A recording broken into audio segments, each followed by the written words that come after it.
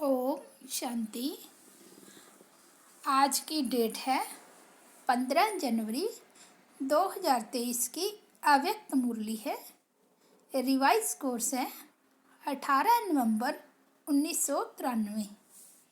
मुरली का हेडिंग है संगम युग के राज दुलारे सो भविष्य के राज्य अधिकारी। संगम युग के राज दुलारे सो भविष्य के राज्य अधिकारी। आज सर्व बच्चों के दिलाराम बाप अपने चारों ओर के सर्व राज दुलारे बच्चों को देख रहे हैं। हर एक बच्चा दिलाराम के दुलार का पात्र है। यह दिव्य दुलार परमात्म दुलार कोटों में कोई भाग्यवान आत्माओं को ही प्राप्त होता है। अनेक जन्म आत्माओं व महान आत्माओं द्वारा दुलार अनुभव किया। अब इस एक अलौकिक जन्म में परमात्म प्यार व दुलार अनुभव कर रहे हो। इस दिव्य दुलार द्वारा राज दुलारे बन गए हो। इसलिए दिलाराम बाप को भी अलौकिक फकुर है कि मेरा हर एक बच्चा राजा बच्चा है। राजा हो ना, प्रजा तो नहीं। सभी अपना टाइटल क्या बताते हो? राजयोगी। सभी राजयोगी हो व कोई प्रजा योगी भी हो। सब राजयोगी हो तो प्रजा कहाँ से आएगी? राज्य किस पर करेंगे? प्रजा तो चाहिए ना। तो वो प्रजा योगी कब बनाएंगे? कब आएंगे? राज दुलारे अर्थात अब के भी राजे और भविष्य के भी राजे। डबल राज्य है। सिर्फ भविष्य का राज्य नहीं, भविष्य से पहले अब सब राज्य अधिकारी बने हो। अपने सब राज्य के राज्य कारोबार को चेक करते हो। जैसे भविष्य राज्य की महिमा करते हो। एक राज्य, एक धर्म, सुख शांति संपत्ति संपन्न राज्य है। ऐसे हे सब राज्य अधिकारी राजे, सब राज्य के राज कारोबार में यह सब बातें याद है। एक राज्य है अर्थात सदा मुझ आत्मा का राज्य इन सर्व राज्य कारोबारी कर्म इंद्रियों पर है। वह बीच बीच में सब राज्य की बजाय पर राज्य अपना अधिकार तो नहीं करते। पर राज्य है माया का राज्य। पर राज्य की निशानी है पर अधीन बन जाएंगे। सब राज्य की निशानी है सदा श्रेष्ठ अधिकारी अनुभव करेंगे। पर राज्य पर अधीन व परवश बनाता है।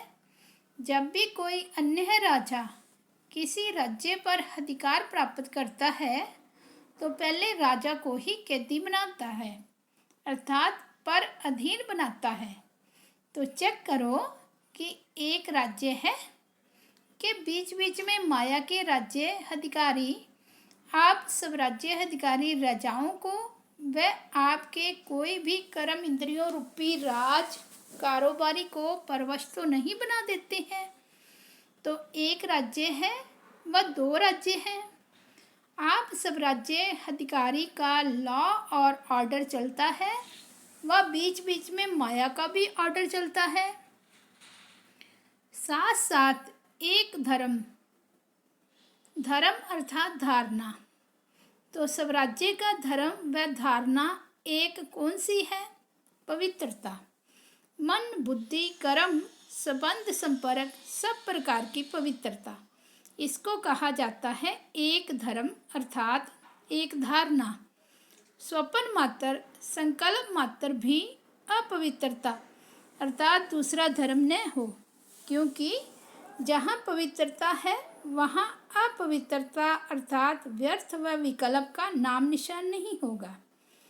ऐसे समर्थ सम्राट बने हो व ढीले ढाले राजा हो व कभी ढीले कभी सम्राट, कौन से राजा हो? अगर अभी छोटा सा एक जन्म का राज्य नहीं चला सकते तो 21 जन्म का राज्य अधिकार कैसे प्राप्त करेंगे? संस्कार अब भर रहे हैं। अभी के श्रेष्ठ संस्कार से भविष्य संसार बनेगा। तो अभी से एक राज्य एक धर्म के संस्कार भविष्य संसार का फाउंडेशन है। तो चेक करो, सुख शांति संपत्ति अर्थात सदा हद की प्राप्तियों के आधार पर सुख है वह आत्मिक अतीन्द्रिय सुख परमात्म सुखमय राज्य है। साधन व सल्वेशन व प्रशंसा के आधार पर सुख की अनुभूति है वह परमात्म आधार पर अतीन्द्रिय सुखमय राज्य है। इसी प्रकार से अखंड शांति किसी भी प्रकार की अशांति की परिस्थिति अखंड शांति को खंडित तो नहीं करती है। अशांति का तूफान चाहे छोटा हो चाहे बड़ा हो, लेकिन स्वराज्य अधिकारी के लिए तूफान अनुभवी बनाने की उड़ती कला का तोहफा बन जाए, लिफ्ट की गिफ्ट बन जाए, इसको कहा जाता है अखंड शांति। तो चेक करो, अखंड शांतिमय स्वराज्य है। ऐसे ही संपत्ति अर्थात स्वराज्य की संपत्ति ज्ञान गुण और शक्तियाँ हैं। इन सर्व संपत्तियों से संपन्न स्वराज्य अधिकारी हैं। संपन्नता की निशानी है संपन्नता अर्थात सदा संतुष्टता, अप्राप्ति का नाम निशान नहीं। हद के इच्छाओं की अविद्या, इसको कहा जाता है संपत्तिवान। और राजा का अर्थ ही है दाता। अगर हद की इच्छा व प्राप्ति की उत्पत्ति है तो वो राजा के बजाय मंगता मांगने वाला बन जाता। इसलिए अपने स्वराज्य अधिकार को अच्छी तरह से चेक करो कि मेरा स्वराज्य एक राज्य एक धर्म सुख शांति संपन्न बना है कि अभी तक बन रहे हैं। अगर राजा बन रहे हैं तो जब राज्य अधिकारी स्थिति नहीं है तो उस समय क्या हो, प्रजा बन जाते हो व ना राजा ना प्रजा बीच में हो। अभी बीच में नहीं रहो। यह भी नहीं सोचना कि अंत में बन जाएंगे।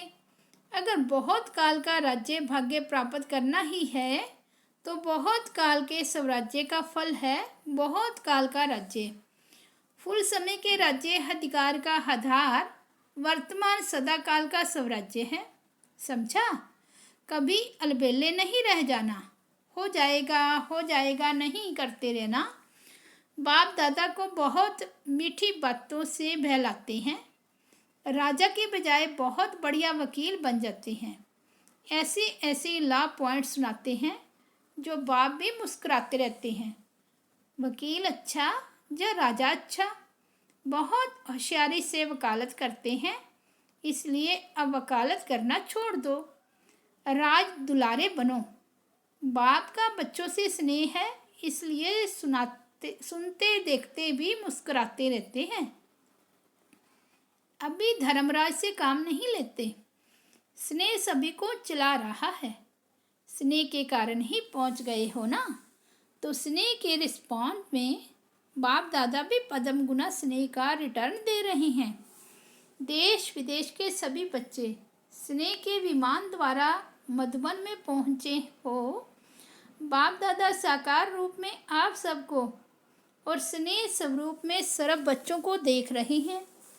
अच्छा, सर्व स्नेह में समाये हुए समीप बच्चों को सर्व स्वराज्याधिकारी सुविश्व राज्याधिकारी श्रेष्ठ आत्माओं को सर्व प्राप्तियों संपन्न श्रेष्ठ संपत्तिवान श्रेष्ठ आत्माओं को सदा एक धर्म एक राज्य संपन्न स्वराज्य अधिकारी बाप समान भाग्यवान आत्माओं को भाग्य विधाता बाप दादा का याद प्यार और नमस्ते। हम रूहानी बच्चों की रूहानी बाप दादा को याद प्यार गुड मॉर्निंग और नमस्ते। दादियों से मुलाकात, सभी कार्य अच्छे चल रहे हैं ना? अच्छे उमंग उत्साह से कार्य हो रहा है। करावन हार करा रहे हैं और निमित्त बन करने वाले कर रहे हैं। ऐसे अनुभव होता है ना। सर्व के सहयोग की उंगली से हर कार्य सहज और सफल होता है। कैसे हो रहा है ये जादू लगता है ना। दुनिया वाले तो देखते और सोचते रह जाते हैं और आप नमित आत्माएं सदा आगे बढ़ते जाएंगे क्योंकि बेफिक्र बादशाह हो। दुनिया वालों को तो हर कदम में चिंता है और आप सबके हर संकल्प में परमात्म चिंतन है, इसलिए बेफिक्र हैं। बेफिक्र है ना? अच्छा। अविनाशी संबंध है? अच्छा। तो सब ठीक चल रहा है और चलना ही है। निश्चय है और निश्चिंत है। क्या होगा, कैसे होगा, यह चिंता नहीं है। टीचर्स को कोई चिंता है? सेंटर्स कैसे बढ़ेंगे, यह चिंता है। सेवा कैसे बढ़ेगी, यह चिंता है? नहीं है। बेफिक्र हो। चिंतन करना अलग चीज है, चिंता करना अलग चीज है। सेवा बढ़ाने का चिंतन अर्थात प्लान भले बनाओ, लेकिन चिंता से कभी सफलता नहीं होगी। चलाने वाला चला रहा है, कराने वाला करा रहा है, इसलिए सब सहज होना ही है। सिर्फ निमित्त बन संकल्प तन मन धन सफल करते चलो।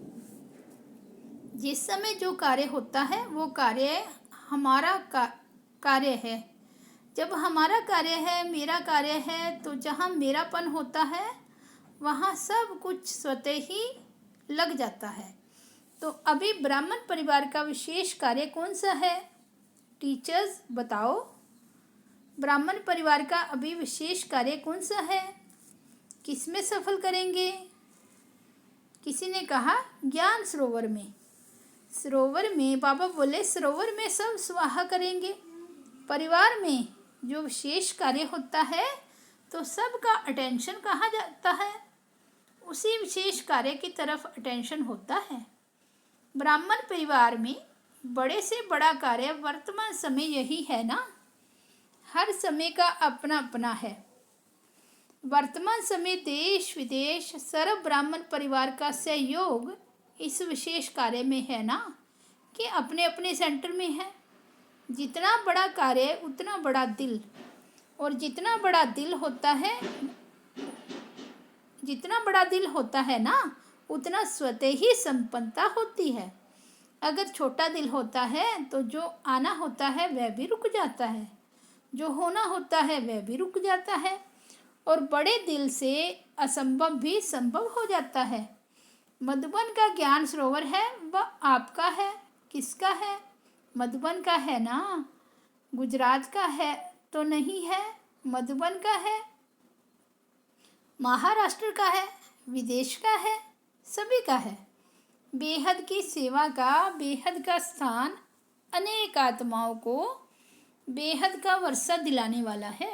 ठीक है ना? अच्छा, अव्यक्त बाप दादा की पर्सनल मुलाकात है। फर्स्ट पॉइंट है सब परिवर्तन का वाइब्रेशन ही विश्व परिवर्तन कराएगा। सभी अपने को खुश नसीब आत्माएं अनुभव करते हो। खुशी का भाग्य जो स्वप्न में भी नहीं था वो प्राप्त कर लिया। तो सभी के दिल सदा यह गीत गाती है कि सबसे खुश नसीब हूँ तो मैं हूँ। यह है मन का गीत। मुख का गीत गाने के लिए मेहनत करनी पड़ती है, लेकिन मन का गीत सब गा सकते हैं। सबसे बड़े से बड़ा खजाना है खुशी का खजाना, क्योंकि खुशी तब होती है जब प्राप्ति होती है। अगर अप्राप्ति होगी तो कितना भी किसी को खुश करने के लिए कहे, कितना भी आर्टिफिशियल खुश रहने की कोशिश करे, लेकिन रह नहीं सकते। तो आप सदा खुश रहते हो या कभी कभी रहते हो? जब चैलेंज करते हो कि हम भगवान के बच्चे हैं, तो जहाँ भगवान है वहाँ कोई अप्राप्ति हो नहीं सकती। तो खुशी भी सदा है, क्योंकि सदा सर्व प्राप्ति स्वरूप हैं। ब्रह्मा बाप का क्या गीत था? पा लिया जो पाना था। तो यह सिर्फ ब्रह्मा बाप का गीत है या आप सबका? कभी कभी थोड़ी दुख की लहर आ जाती है। कब तक आएगी? अभी थोड़ा समय भी दुख की लहर नहीं आए।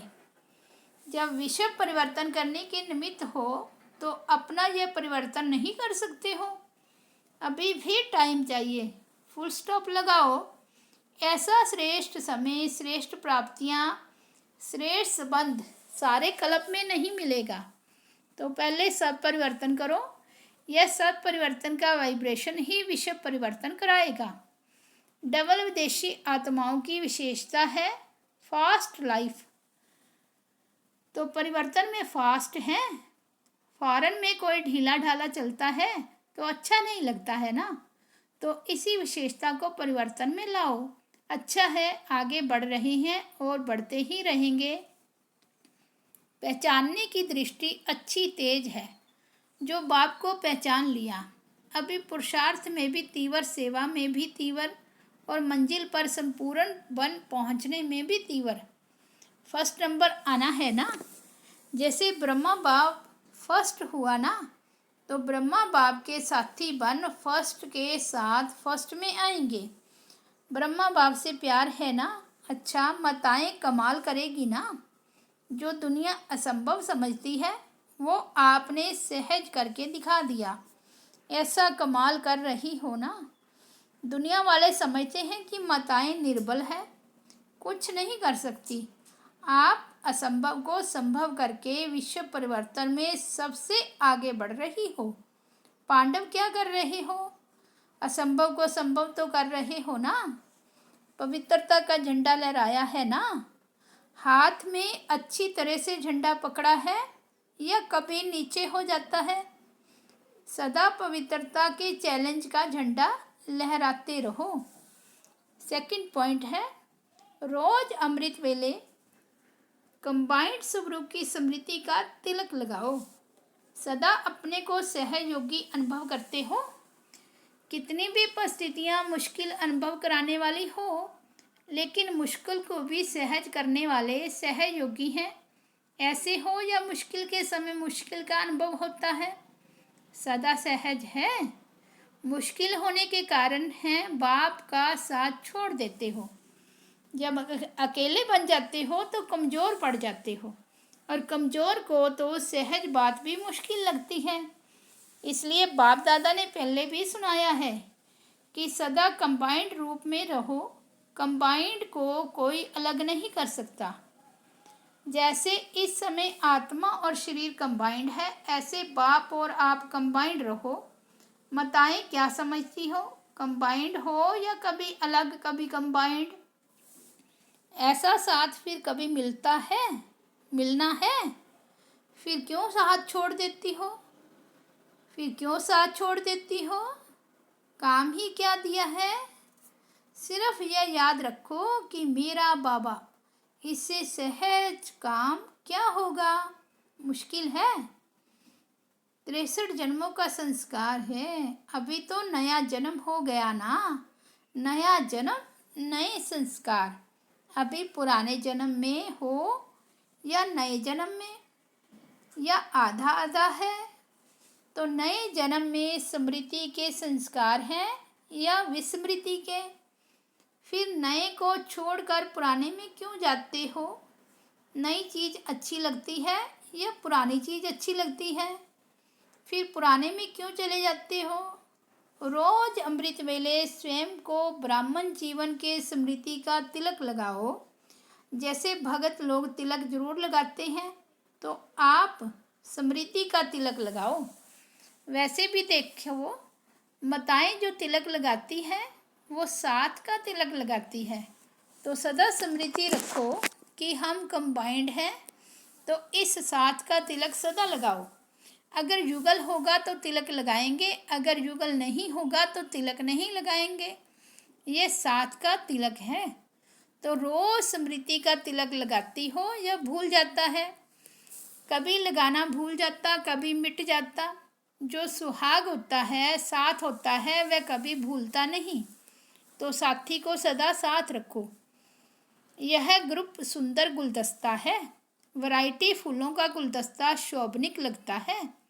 तो सभी जो भी जहाँ से भी आए हैं, सभी एक दो से प्यारे हैं। सभी संतुष्ट हो ना। सदा साथ हैं और सदा संतुष्ट हैं। बस यही एक शब्द याद रखना कि कंबाइंड है और सदा ही कंबाइंड रह साथ जाएंगे। लेकिन साथ रहेंगे तो साथ चलेंगे। साथ रहना है, साथ चलना है। जिससे प्यार होता है उससे अलग नहीं हो सकते। हर सेकंड, हर संकल्प में साथ है ही है। अच्छा, आज का वरदान है, बैलेंस की विशेषता को धारण कर सर्व को ब्लेसिंग देने वाले शक्तिशाली सेवाधारी भव। अभी आप शक्तिशाली आत्माओं की सेवा है सर्व को ब्लेसिंग देना। चाहे नाइनों से दो, चाहे मस्तक मणि द्वारा दो, चाहे साकार को लास्ट कर्माती स्टेज के समय देखा कैसे बैलेंस की विशेषता थी और ब्लेसिंग की कमाल थी, तो फॉलो फादर करो। यही सहज और शक्तिशाली सेवा है।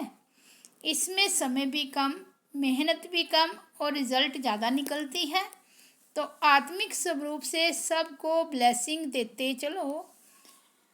स्लोगन है, विस्तार को सेकंड में समाकर ज्ञान के सार का अनुभव कराना ही लाइट माइट हाउस बनना है।